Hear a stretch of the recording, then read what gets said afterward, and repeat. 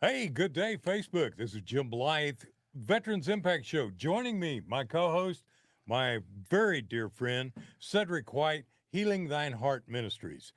We're going to be going live on Facebook. Are we all live on Facebook now, Nathaniel? Yep. And I want to say thank you to Nathaniel at Ascend Podcasting. And thank you to my beautiful wife, Diane. Welcome to the Veterans Impact Show, where our motto is Charlie Mike. Continue the mission. I'm your host, Jim Blythe, U.S. Navy Vietnam veteran and certified senior advisor.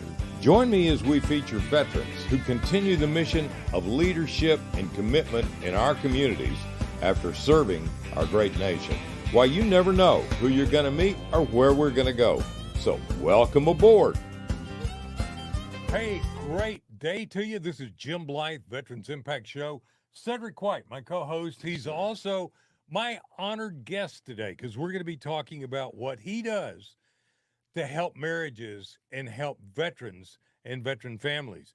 Now, before we get started, I need to say a special thank you to Nathaniel with Ascend Podcasting. What a fabulous job. I think we can get you some more business. We're going to start doing some live remotes that are going to be really cool. And my beautiful wife, Diane, she is picking up her grandson who is being discharged honorably and with recommendations from the U.S. Marine Corps. She's Wonderful. picking him up at the airport That's right wonderful. about now. Yeah. So I'm excited. We haven't seen him in 4 years. He's been in Iwakuni, Japan. How great is that? Also, I'm going to ask you, please subscribe to our YouTube, The Veterans Impact Show, and follow us and friend us on Facebook. Again, Veterans Impact Show. Or you can go follow me, Jim Blythe, James Blythe, and that's a picture of Diane and I.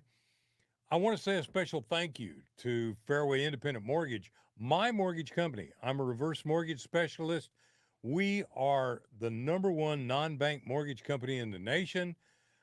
I do nothing but reverse, and we help people. My NMLS number is 311548, and theirs is 2289. And I got to tell you, we're an equal opportunity lender.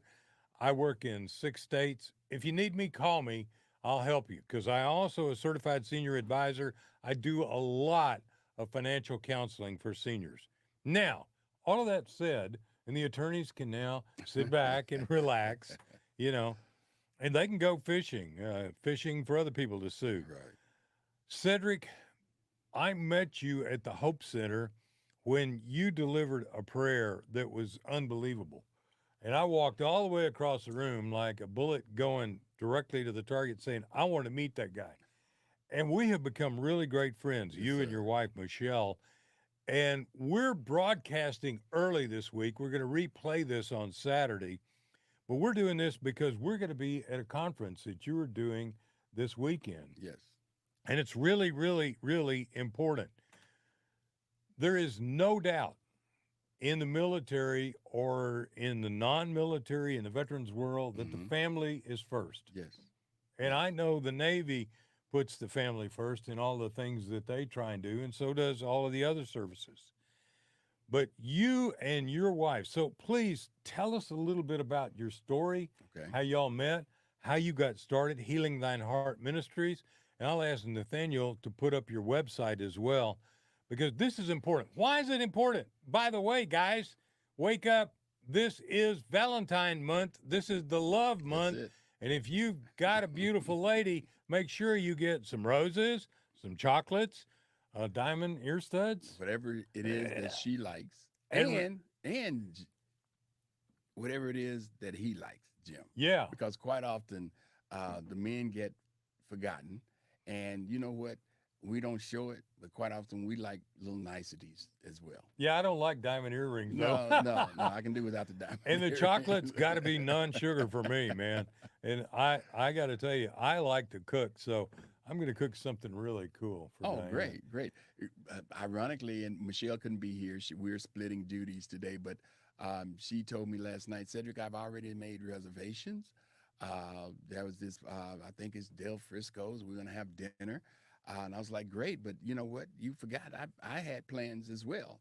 She said, you did? I said, yeah. She said, where? I said, well, Jason's. Jason, like Jason's Deli, man. They have a nice selection And a great salad We had bar. a great salad bar, but we decided we'd go with the Del Frisco's instead. Yeah. Yeah. See, here's the good news. Okay, you could do that. I can't You eat can, beef, oh, okay. you know, Okay. because of the count. Yeah. But I got to tell you, man, can you just imagine me trying to walk out of Del Frisco's Yeah. after eating a steak? Oh, pain, man. I got to tell you, be terrible pain. All right. Tell us a little bit about how you guys came together Okay. and how you got started, because I think that's a beautiful story. Well, Healing Thine Heart is actually formed out of pain. We didn't know what was going to come from it when we first met. As a matter of fact, Michelle spent the first year and a half that we knew each other. We were literally friends. I was in the midst of a broken marriage. I was just literally devastated. I'm very old fashioned. I believe in family, I believe in the sanctity of marriage. We had two children with my children's mom, my previous wife. We lost two children. We'd had made it through breast cancer, so I thought we were pretty much inseparable. We were unstoppable. I was in ministry at that time, so you never could have told me that I'd go through what I went through. Met Michelle. She met her. First conversation was about a church that we didn't know. We met literally in another city at a convention, and got to talking about the church that had been visiting. Come to find out, it was the church that she attended. She was in leadership there, and when she found out my story, she spent 18 months trying to get me and my soon-to-be ex-wife back together, trying to get us to go to counseling, so forth and so on. Well, I was that guy. I was that guy that did not believe in counseling. Counseling was meant that you were either crazy or you were weak. That was my issue. And so for 18 months, and finally got to the point to where I told my current wife of 25 years, I told her that if she mentioned marriage counseling to me again, that would say we just never talk anymore. Would say we just go that route. And she asked the question. She said, "So what you're saying is that your marriage is over?" I said, "Yes, it is." And she said, "Well, you need divorce counseling. You need some help, partner." Because I was messed up, Jim. Yeah. I was messed up. And long story short, I went. I found after 6 months of that, I went. And it was the best thing that I could have ever done. Literally 30 minutes into that session, it was like the Lord spoke to me and said, "Now I want you to go back and help others. I want you to do what you just received." And so it went from there. That was the beginning. 2 years later, Michelle and I were married. We immediately, because of what she had suffered through with relationships, we immediately knew that we wanted to help others. And that was the literal genesis of Healing Thine Hearts. That word, because I was heartbroken during that period when she was trying to get me to get help. I didn't know where to go. I was in my emotions, in my feelings, in my head, and I finally got some help and education, get certification, and start to help others. Gosh, what you're telling me is like you were reading a chapter out of my book. I was married, first marriage to a fabulous lady, tremendous caretaker, unbelievable person, but we were just wrong for each other. hmm hmm Wrong backgrounds, wrong goals. Doesn't mean she was wrong and I was right, or I was wrong and she was right. Right, It just really, and after 15 years, it didn't work. right, right. And so we agreed to a very, very amicable divorce and uh, co custody for the children. We have two great boys. hmm We're still friends. I have made some terrible mistakes. Um, I did it again. hmm So, one of the things that I was asked, because I'd been married 3 times before I went to the Lord and I was just broken and I mm couldn't take any more. Right. And I said, hey, hit me with a lightning bolt, take me home. And I went through a transformation, hmm as hmm you know my story. And I met the greatest lady in the world. Well, she's friends with my ex-wife, Okay. the mother of my boys. hmm We'll get a chance to see her this weekend. She's Wonderful. a great lady, and she forgave me and probably continues to forgive me. hmm Cedric, your story is so much like mine. So one of the questions that I was asked finally by a counselor is, Jim, you spent 4 years on aircraft carriers in Mm-hmm. combat in the Navy. You were Mm-hmm. in Vietnam. John McCain was one of your pilots. Right. You lost 12 pilots killed in action. You had 5 POWs. You did all of that, 3 cruises to Vietnam, over Mm-hmm. 24 months of combat duty. Right. Do you suppose that any of that impacted you to jump into marriage that you shouldn't jump into, to make the mistakes and forget some of the most important parts of communication? You know what? That answer was yes, wasn't Yeah. it? Yeah, definitely. I hurt some people real bad. Right. I hurt myself. I hurt my sons. Now, my sons and I and my first wife are great friends. My sons and I are very close. Mm-hmm. I think it hurt them. Right. It hurt everybody. So when I met Diane, I was never going to do it again. Mm-hmm. I was a 3-time loser. Right. Right. I understand. And when I met her, I was like, holy cow. Mm. Now, she is the greatest partner in my life. And let me tell you something. When I first talked to you, you talked about the 4 T's. Yes. She and I started talking, and the first thing I said is, before I do it again, we can either be friends or we can get marriage counseling. And she Mm-hmm. said, well, who would you go to for marriage counseling? Mm-hmm. I said, a guy named Billy Grammer. She said, he's a friend of mine. We'd been going to the same church, and she was thrilled. And we started off staying out of an intimate relationship, but staying into counseling and an intimate conversation Yes. relationship. Yes. We got to know each other. That's the key. Okay. That's the key. And right now there. this weekend coming up, you've got a workshop that we're Yes. going to attend. Yes. And I've got the happiest marriage in the world, but I want to be there to learn more. There's always better. You can be good, you can be great, but there's always better. There's always areas to work on. There's always areas to improve. Sometimes we become lackadaisical. We become too accustomed to the life, the good life that we have. You're married to a wonderful person. They do great things for you. You do great things for them, but we forget to what I call RAC. It's an acronym that we'll talk about this weekend. What is RAC? RAC is recognize when my mate does something for me, right? A is acknowledge when they do that thing, but acknowledging can just be, I look at you and I see and I can nod my head. But C is communicate. I need to tell you, I appreciate what you're doing, whether it's you're getting a cup of coffee, whether you didn't yell at me for something that I know I should have done or I didn't do. And then K is keep doing it. So recognize, acknowledge, communicate, and keep doing it. Those are just some basics, but what you said is so key. So many people, they know of each other, but they don't know one another. And you can Oh, go man. years like that. And when you are, man, I've just got to say it.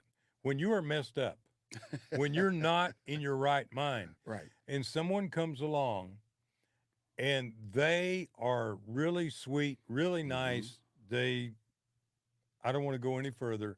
Let's just say all the bells and whistles are going off. Right. You're so excited. Everything's pumping. And you are, yeah, this is the one for me.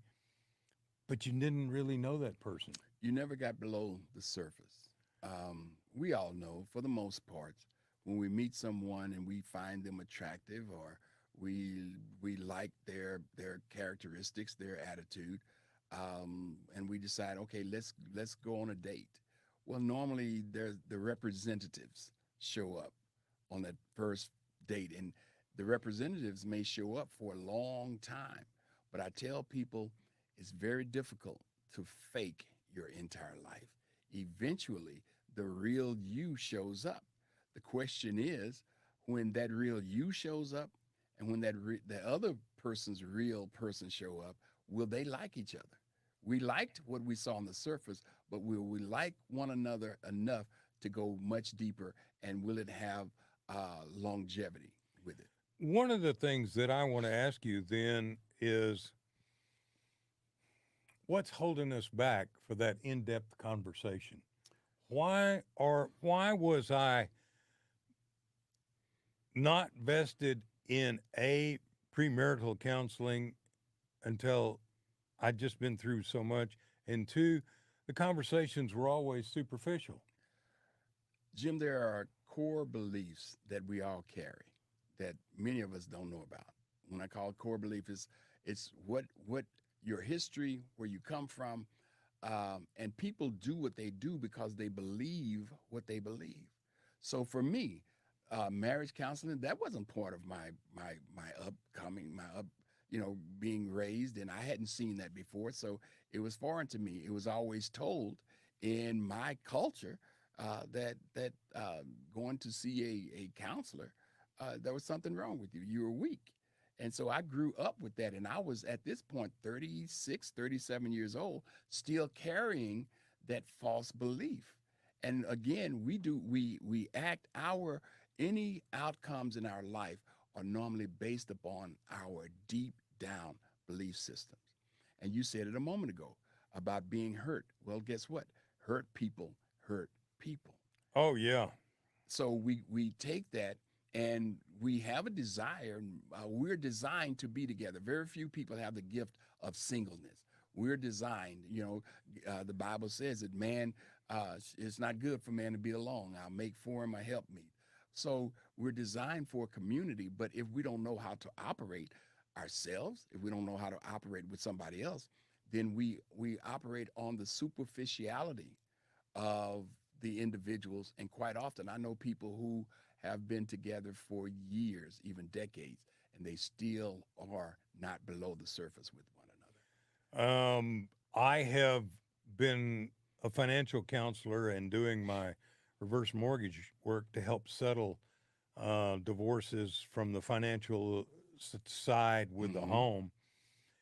And what I find is that there is such a communication barrier. Yes, yes. And but let's go back. Let's go back to something that before you even get married, Hmm. before you stop. Let me tell you my story real quick. Well, I tell you what, we're going to take a break and hear from our partners. How can people, if they hear this today and they want to go to your workshop this weekend, how can they find out about Healing Thine Heart Ministries and this workshop you're doing this weekend, and then the workshops you're doing in the future? Two ways. You can call our office, 972-833-4344, or you can reach us on our website at healing thine, Thine, hearts.org. Healingthinehearts.org. They can get all that information. Well, here's the important thing as we go into this next segment. I want to talk about getting healed first Okay. because I got to tell you, I wasn't healed. Mm-hmm. And my ex-wife wasn't healed, and some of the things that she had been through.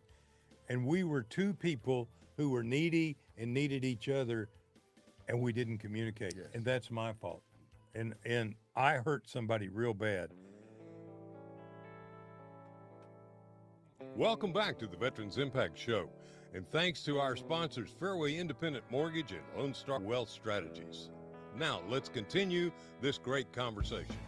Man, we're talking, Cedric and I are talking about ourselves, and we're talking about our marriages and why. It's February. It's Valentine's Day coming right up. Guys, let me tell you, let's all be upfront and honest. Being married is a wonderful thing. Yes. As you quoted scripture, we're not supposed to be alone. But boy, we're not supposed to not communicate, Right. not understand, and then let these things get in the way, Mm-hmm. these issues. My issue, and I just want to see if it resonates with you or it may resonate with some of our audience. And Joe, if you're listening in there in Jacksonville, I was very lonely. You know what? I'd gone through high school, never had a girlfriend, had a lot of friends. I was very involved in high school, 1,000 people in graduating class. I went to a wonderful university. They had just changed the academic program to be a liberal university. That wasn't my wheelhouse, but I met a lot of wonderful people. I was in a fraternity. but I got to tell you, I was a lonely guy. Mm-hmm. I'm an only child growing Okay. up. My father was an only child. And then I go in the Navy, man, I'm gone. Mm-hmm. You don't have relationships Right. when you're in the Navy, or at least for the most part. And distant relationships are not real easy. And I saw some catastrophic that. Yes. So Yes. when I came home, my fraternity brothers, my high school classmates, were 4 years ahead of me Mm-hmm. because I had volunteered.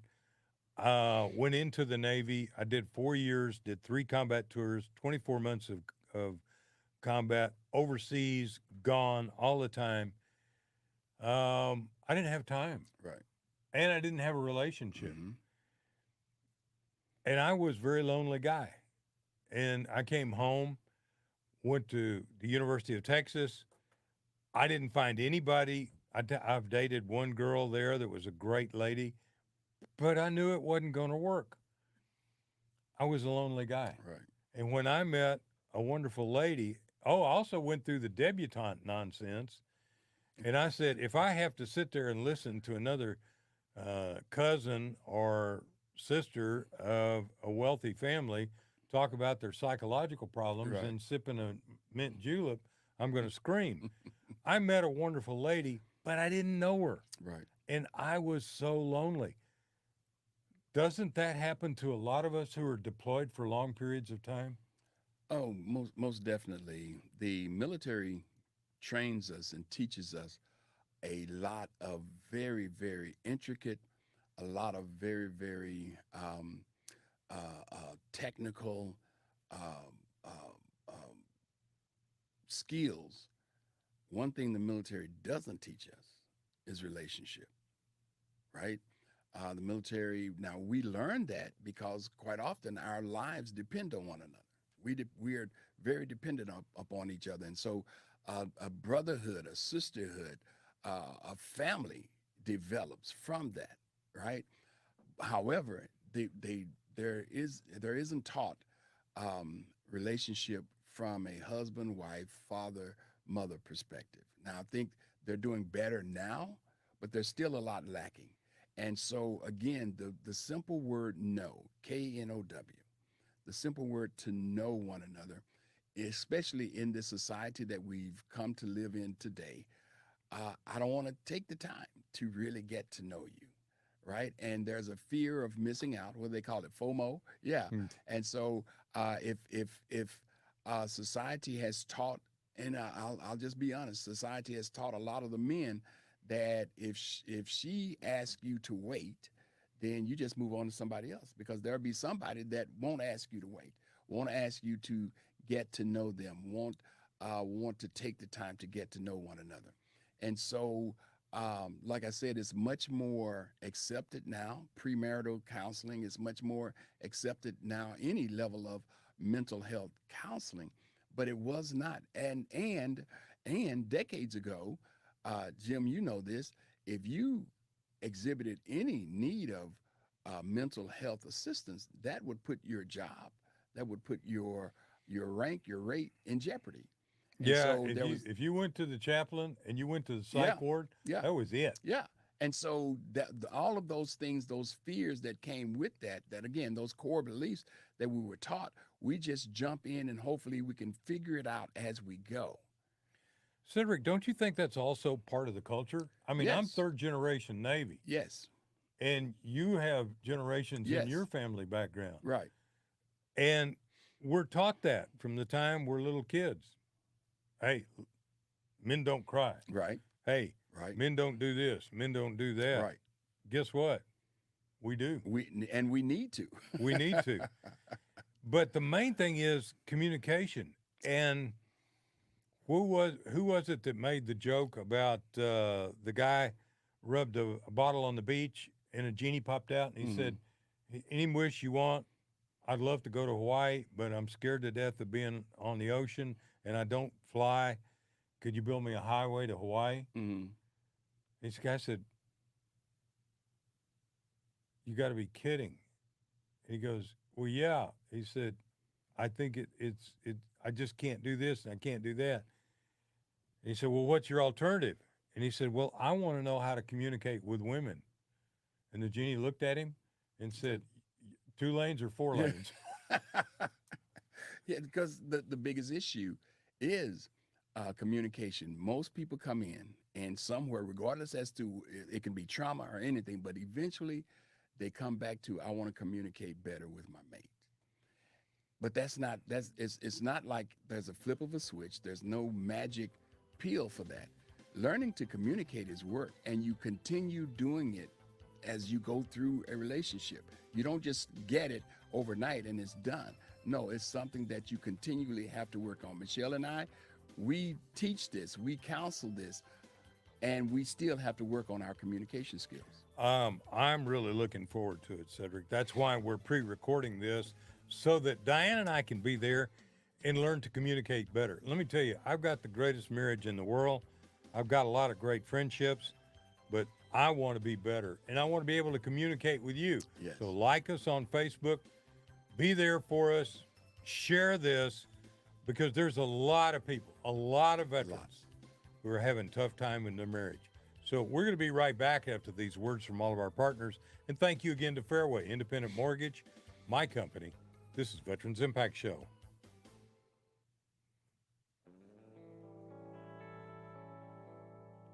Welcome back to the Veterans Impact Show.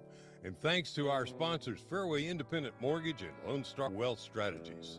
Now, let's continue this great conversation. Cedric White, Yes, sir. minister, marriage counselor, Navy veteran. What'd you do in the Navy? I was a gunner's mate missile technician. Really? Yeah, we A fired the rocket gun. scientist. Yes, sir. You can say that. Well, I was in naval aviation. I was a little bit before you. I was in the middle of Vietnam. Hmm. A lot of it, from 67 through 1970. I was over there when the Tet Offensive happened, and that was bad. Right. And a lot of people went through a lot of trauma, especially if you were in country, Hmm. or like on the carriers. We were flying 24-hour a day flight Right. ops sometimes. And I'll never forget, we were on the line once. Normally, we came off the line about every 30 days. We were on the line 45 days. We were only carrier out there. And everybody there was crazy. Okay. And I saw all of that, and I know that a lot of those guys couldn't communicate. I mean, sleep deprivation, Yes. fear. There was always an underlying fear that they were going to get us with either a swift boat of some form or a MiG Right. or something. Torpedo, all of that. Yeah. And so that fear permeates your being Hmm. and affects how you communicate, Yes. doesn't it? Yes, it does. Yes, it does. What I can tell you that as we work with couples and individuals, when we get down to the root of most issues that they're dealing with, normally fear is at the root. Literally, even in communications, quite often there's fear that if I share this, how will I be viewed? If I share this from a male perspective, quite often well, I'll be viewed as weak. From many females' perspective, if I share this, it'll be used against me in the future. There's a fear at the root of it, and quite often we have to get people to face that fear. First of all, we have to identify what the fear is, and then let's face that. Is this reality? Am I fearful of something that really isn't a problem? But I've made, again, at my core belief, this is what I've carried for whatever reasons. Quite often there's post-traumatic stress. There's things in the background. I've seen other relationships, or there's been relationships that I've been in myself. And so, again, I'm fearful of it. And so it's best for me to keep this suppressed. The problem with that, Jim, is that it's like a volcano. Eventually, the explosion, the eruption is going to happen. And quite often, the eruption happens in an area that has nothing to do with the true issue. And Bingo. so people don't understand what's going on. And so we have to work with them through that to avoid the eruptions. And a lot of times, I think my dad and I had we know we had some problems. Excuse me. And he was going through a lot of stress at work. Hmm. and they were a real estate development company. And I found out many, many, many, many years later, I idolized his boss, but I found out that guy was a rager. Mm. And my dad grew up in fear. The other thing is, my dad was born in 1920. He Mm-hmm. was in World War II. My Right. grandfather went into the Navy in 1920. So for most of my father's young life, my grandfather was at sea Gotcha. or someplace in the Right. world. Right. So he grew up basically an only child in that. And the Great Depression put a lot of fear. Mm-hmm. I'm Vietnam. I'm a Mm-hmm. baby boomer. Mm-hmm. All of our parents were Great Depression. Right. And what is the biggest fear that came out of the Great Depression? Being broke. Being broke, Being money. broke. Yeah. And you know what the biggest thing in the divorces that I have helped people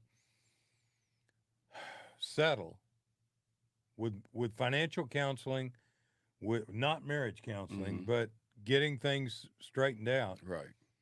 The biggest problem I ran into was communication about money, Mm-hmm. Mm-hmm. finance. Right. And there's a huge gulf between here and there. What you find, Jim, is quite often it's not even so much that they don't want to agree on whatever the situation is. The problem is they don't know how. They Yeah. don't know how to communicate. They haven't set what we like to call, and this is a huge part of our training, huge part of our counseling, is they have not set what we call relationship goals. And we go through and we teach, first of all, we define what is the characteristic of a relationship goal, because when we ask, most people will say, oh, well, we plan on, getting out of debt and buying a house and having cars and, traveling or having a business and so forth and so on. And it's like, those are great goals to have. That is not a relationship goal. No. Most people don't have a clue. And so when we sit them down and we walk through what it takes to develop a relationship goal, it's like, oh, now that said, you have some couples who can never agree upon a relationship goal because a lot of expectations come into that, and some people have unrealistic expectations. That's a problem, but it goes all the way back to what we said earlier. When you don't get to know that person, then guess what? When you uncover that their expectations are unrealistic and unreasonable, some people you're 10 years down the road. Yeah. 15. Cedric, a friend of mine once said, opposites attract, Yes, they do. and then they try and kill each other. Yes, they do. We've seen Okay, that. so there's a whole lot. For instance, with Diane and I, we're both only children. Our fathers went to SMU. Mm-hmm. Harry was an engineer. My dad was a CPA. Harry's mother was a teacher, swim teacher, and a bunch of other things. Okay. She loved to cook. My mother was a school teacher. My mother loved to cook. When I met Harry and Allie, I was like, I'm home. Right. So we had a cultural similarity Mm-hmm. that made it easy for us. Right. Our parents didn't fight. My parents did not fight in front Right. of me. Right. And yet I've met so many other families where it was knock down, drag out. Right. Right. Okay. Right. And when you put these cultural things, they impact our communication. Oh, definitely. Because what I may say to you, you take one way, and somebody else with a different background would take it a different way. Totally different. And then, ooh, it hits the fan. Right. Well, quite often we will find ourselves, especially as we get older, repeating things that we heard our parents say. We'll find ourselves making decisions based upon what we saw our parents do. You said you didn't see your parents argue in front of you. What I tell couples is, listen, don't the thing you shouldn't allow your child to see is that you guys are disagreeing about them in front of them, but they should see you work out conflict in front of them. Not if it's getting heated and you're starting to scream, then okay, that's not appropriate. But children should see their parents work out conflict in front of them so that they don't go with the misnomer that my parents never argue. Because what we've seen develop from there is that I don't like conflict. I don't like conflict. And so I'll avoid it. And so now you're avoiding situations that need to be dealt with, need to be communicated about. And what we find is most people, they'll just run away from it. They'll shut down. And so that's a bad thing. And then the opposites attract.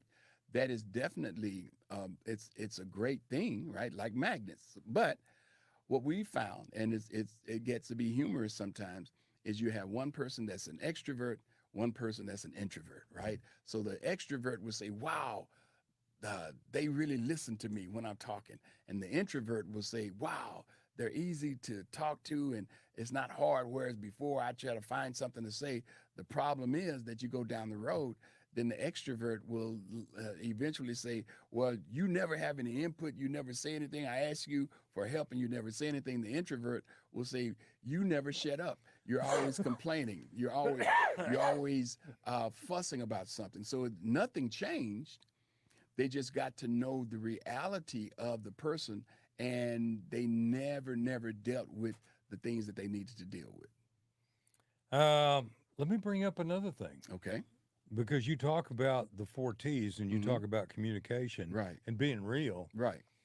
There's a story in the Bible that I have seen played out so many times, Hmm. and that's the story of Hosea Okay. and Gomer. Yeah. Right. And for those of you who are not Familiar with that story? familiar with that story, long story short, God told Hosea to marry this woman, Hmm. and she was a piece of work. Yes. Is that a good way to put it? That's a very nice way to put it. Yeah. And they had three children, Hmm. and she always wanted to have the bangles, the big house, the Yep. big party, Right. drank a lot, fooled around a lot, and basically ended up ruining her life Hmm. Hmm. to such a point that she ended up in so much debt, she was basically sold into slavery. Right. And here's a picture of her on the slave block, and Hosea is at the back of the deal, and it's tragic. It's Hmm. gut wrenchingly Right. tragic in the way the Bible portrays it. And he buys her, Hmm. and she thought, and everybody thought, he's now going to take her out and just beat her. And he says, puts a robe around her and says, "Come on, we're going home." Right. There are people with agendas. Hmm. There are people with mental health problems. There are people who can mask whatever that agenda Right. is. Right. They will tell you whatever you want to hear. Hmm. I know, I've heard it. Yeah. "Oh, you're such a nice guy. You're so good looking." I don't believe that, lady. But, "Oh, would you come go home with Right. me tonight? Right. First date?" And you're Right. like, "Hey," and we grew up in I did in the Hmm. 60s, sex, drugs, and rock and Right. roll. Right. Well, let me say this about that, Jim. First of all, for Hosea, everybody's not called to that, right? That's a whole different thing when God calls you to stay in that situation. But it goes back to knowing who you're supposed to be involved with, knowing what's going on with that individual. And then I believe, because in my first marriage, my heart was set on not getting a divorce. I was bound and determined. I'm very old fashioned. I believe in family. I was not going to allow that to happen. But listen, it takes two people to make a marriage work, it only takes one to make it fail. And if the other individual decides that they don't want it, guess what?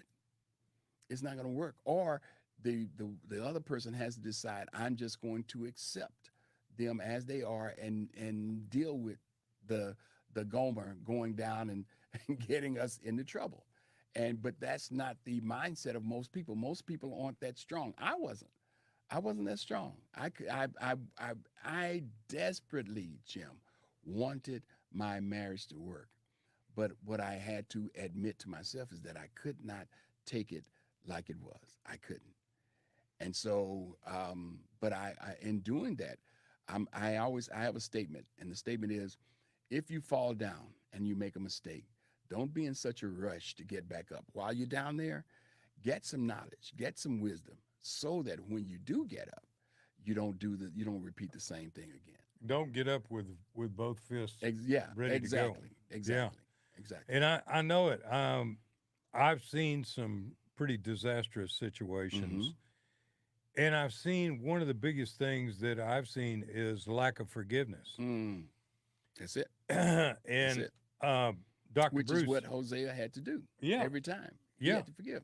And Dr. Bruce Hebel has written a great book, Forgiving Forward, which Mm-hmm. I know Dr. Hebel quite well. Very dear friend, stayed with us, and he teaches Forgiving Forward of the Bible, a very, very basic truth, and it's in the Lord's Prayer. Yes, Forgive us our trespasses as as we. we forgive those who Right. trespass against us. If you can't forgive, Don't then there's expect for yeah, consequences. don't expect forgiveness, Yeah. right? And sometimes, depending on the level of hurt, you may have to forgive several times. I did. I had to forgive over and over until I was healed. One of the problems that people who have been hurt, even in their trying to forgive, what they don't do is forgive and heal. They'll forgive, and then they're ready to jump immediately into another relationship, and they're not ready for it. I have a dear friend. This I knew him, but when he went through 31 years of marriage, a wife came and said, "You're holding me back. I want out," and she divorced him. He was hurt, and rightfully so, because he was all in. The bad part was he didn't allow himself to heal, and I kept, he's a grown man, but I kept pushing him. Listen, don't run, don't rush to a relationship. Heal, forgive her, but heal. He didn't do it, and now it looks like he's in line for another divorce after 18 months, and my heart hurts. And now I'm telling the same message doesn't change. God said, "I'm the Lord thy God; I change not." His word doesn't change. So the same thing. Listen, take your time and heal. God has somebody for you, but heal so that you can get the right one, not the counterfeit. Yeah. Well, God had Diane for me. Amen. And everybody, including my family, know her, think, man, that's the best thing you ever did. And I was devastated. I was also, what would you recommend? Because I went through this with another person, Mm-hmm. that person had some um, mental condition requiring medication, Mm-hmm. and I didn't know it. Right. Don't you think it's really important to be totally honest and you say, hey, I'm taking this, I've got that, I go to counseling, I've been in recovery, and just lay it on the line so they Yes. know? Yes, yes. That in the book, right? In my book, Four T's to Successful Relationship. What are the four steps? First three are time, talk, and truth, right? If I spend time with you, we talk enough, we learn the real truth about each other. We talk about that. Then we can get to the final step, which is trust. And as long as truth is prevalent, as long as truth is uppermost, we can build trust in our relationship. But when truth changes, we have to start back at the time and talk. Well, let me tell you, I went through it 3 times. And you know what? There was a common problem in all three: Mm-hmm. me. There you go. And I accept that now. And I have a great marriage. And so we're bringing this up in the month of February before the beautiful Valentine's Day to say, plug in, tune in, get with marriage counseling, take a look at Healing Thine Heart Ministries. We're going to be right back with these words from all of our partners, and we're here to help you heal, help you get better, help you to be better, help you to be a better member of our community. And veterans, we lead the way. So this is Jim Blythe and Cedric White, and we'll be right back after these words from all of our partners.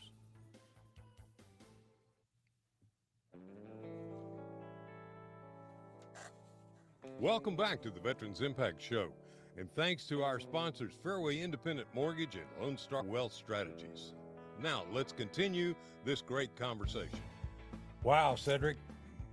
Valentine's is supposed to be flowers and happy and all kinds of things, but Right. we're digging down to ensure that people do have a happy Valentine. Yes, sir. Yes, sir. We are, as a matter of fact, we've got a marriage retreat for veterans and active military coming up this Saturday. And we're going to be talking about those very things, the very things that help you to create that environment of happiness and joy, right? The one thing you said earlier, love and marriage and relationships, they require work. You do not have a successful relationship by osmosis. It doesn't happen by chance. It requires work. Now, some people have it's easier for them, but it still works. Some other people, they have to work harder at it, but work is required. We cannot get around that. And so in this retreat, we talk about the five levers, right, of the relationship. We talk about what we've talked about a lot today, knowing, right? That's the first thing, knowing. And then we go to commit, right? How committed am I in a relationship? We talk about trust. We talk about being able to rely. And then the last one is the physical touch. The problem that we see today is most people start with the physical touch, right? They start with the physical touch. Then Then they're they, done that. yeah, then they get to sort of know each other. They figure out that maybe they can or can't trust one another, right? And then definitely, I can't rely on you. You're not committed. And also, we worked it backwards. When the first thing we need to do is get to know that individual, get to be able to a point to where I can trust you. Then we can move on to the more in-depth things of relying, committing, and intimacy in a relationship. Marriage is not about the physical intimacy. Oh, it's great to have Marriage it. is not about the agenda. Marriage is not about having a sharp looking guy or a pretty lady on your arm Hmm. when you go into the church or the party. Marriage is about dealing with these issues and learning to be better. Yes, yes. That's from Diane, and she corrects me frequently. And let me tell you, I'm very thankful because I got to tell you, it's a growth. And one of the things that I think is so important, Cedric, is you can either continue to grow Hmm. or you can go. Right, right. And oh, that's a fact. As a matter of fact, when it comes to marriage, it's like, listen, in that relationship, Jim, um, our marriage should either, when it comes to happy, when it comes to things that are working well, then it's because we're together, then that should literally multiply the joy that we get out of when good things happen in our marriage, when good things happen in our relations, our relation, people we're related to, we get to celebrate that, and it should be increased. Why? Because we're together. But when things happen, when life happens, when reality happens, when hard times come, being married to the right person means that it's half as difficult as it should be. I'm not by myself during that difficult time. I'm not struggling alone. I've got somebody who will take some of that load off of me because they care. So the goodness should be multiplied. The negatives should be diminished. Why? Because we're in a relationship together. And that relationship communication. Now, for instance, Diane and I, being only children, we're communicators. Mm-hmm. I mean, we talk the ears off of Missouri Mule, Right. but a lot of people don't have those communication Right. skills. Right. So going to a workshop like what you're doing helps us build those skills in a safe environment. Right, That, right. And you said the key word, workshop. This is not a lecture where I'm just going to stand up and talk. No, we have what we call huddles or missions where hey, okay, we've taught this. Now you get to practice it. We teach it, and now you get to practice it. Some of it will be just you and your mate, just the two of you. Others will be in a group setting. But the great thing is you get to learn, and for a lot of people, they get to see that what they're dealing with, they're not by themselves. Other people are dealing with it as well. But and you get to in a community of like-minded people with some of the same experience. Now you get to see how they're overcoming it, and you get some ideas about how to live life better together. absolutely. And in some cases, you need to not be there. Right, There are cases where it just really doesn't need to happen. And right. if you get that on the table in the beginning saying, hey, we can be great friends, but this dog ain't going to hunt.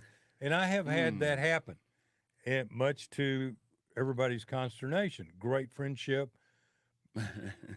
wasn't going to happen. I was smart enough to figure that out. All right, quick question. Yes, sir. Young couple comes to you Mm-hmm. and they're in the military. They're Okay. active duty. Okay. She's not. She's a school teacher. He is. Okay. What would you say to them in a quick few second speech? I would ask them what's their focus, what's their goal, right? Together, what do they plan on doing? Have they even had the conversations about where they want to go, what they want to do, what they want their relationship to look like?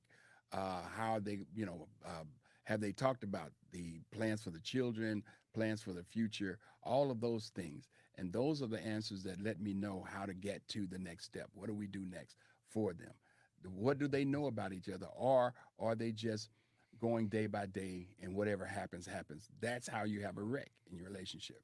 Well, and one of the other things I firmly believe is that there are so many single parent families, and you got to be careful. Yes. You got to be extremely careful Yes. because there are people with hidden agendas. Right. There are people with problems, and that can be huge. So Right. get to know them. Yes. All right, we close with a prayer. Yes, sir. Lord God of the universe, we are so thankful for you and your word and being part of our lives. And we're thankful, God, for the hedge of protection around our active duty military, our veterans, our police officers, our first responders who run into the fire instead of away from it. Dear God, we thank you for this wonderful nation that we live in, and help us as veterans to bring this nation back together. One nation, under God, indivisible, with liberty and justice for all. In Jesus' name I pray, amen. Amen. Amen. Thank you, Jim. Thank you, Cedric. You're a blessing. We'll be with you tomorrow. Again, go to Veterans Impact Show. Go to Healing Thine Heart's Ministry. Cedric White. Learn, grow, be a better veteran, man or woman.